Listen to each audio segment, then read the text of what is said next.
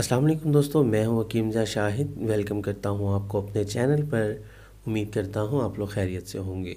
एक बार फिर एक नई वीडियो के साथ और एक नई जड़ी बूटी के साथ आपकी खिदमत में हाज़िर हूं। दोस्तों, आज हम बात करने वाले हैं नागेसर के बारे में।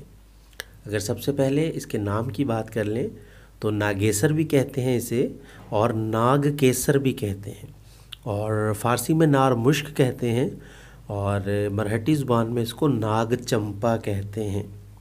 दोस्तों, ये फूल होते हैं एक दरख्त के, जो कि काफ़ी बड़ा होता है, और इसके पत्ते जो हैं, अगर आपने कहीं अमरूद का दरख्त देखा हो तो अमरूद के पत्तों के मुशाबे होते हैं।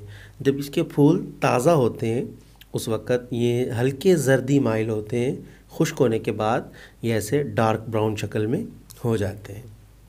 बात कर लेते हैं इसके मिजाज की।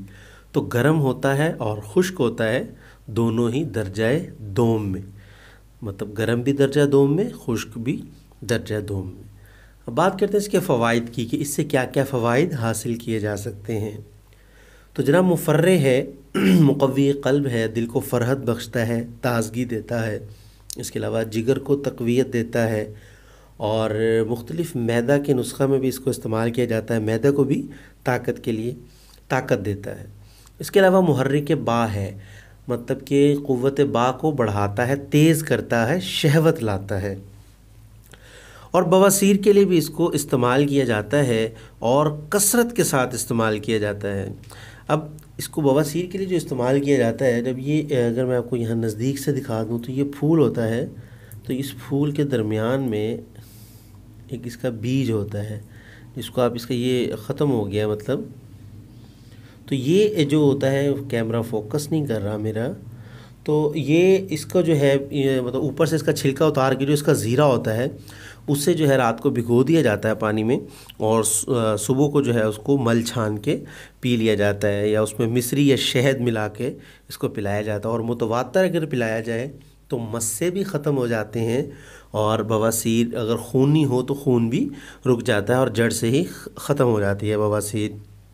उसके अलावा क़ुव्वत बा के लिए इसको मुख्तलिफ़ नुस्ख़ाजात में इस्तेमाल किया जाता है। इसका अर्क भी कशीद करते हैं, और उसको पान में रख के भी खिलाया जाता है।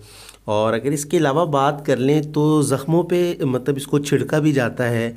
और पसीना की अगर कसरत हो, मतलब पसीना बहुत ज़्यादा आता हो, तो इसको बारीक पीस लिया जाता है और पूरे जिस्म पे इसको मला जाता है, मतलब ज़मात किया जाता है, ताकि पसीने की जो कसरत है वो रुक जाए।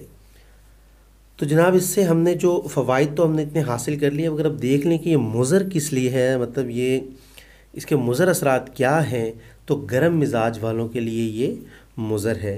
अब इसका मुसले अगर बात करें तो शहद खालिस जो है इसका मुसले है। और बात कर लेते हैं इसके बदल की कि अगर हमें ये मुयस्सर नहीं है तो इसकी जगह पे हम क्या इस्तेमाल कर सकते हैं। तो नागर मोथ जो है, नागर मोथा जिसे कहते हैं, उसको हम इस्तेमाल कर सकते हैं। अब बात कर लेते हैं इसकी मिक़दार ख़ुराक की कि हम इसकी मिक़दार ख़ुराक क्या रखेंगे या क्या होती है। तो मिक़दार ख़ुराक जो है इसकी 3 ग्राम से 5 ग्राम तक है। 3 ग्राम से 5 ग्राम तक इसकी मिक़दार ख़ुराक है।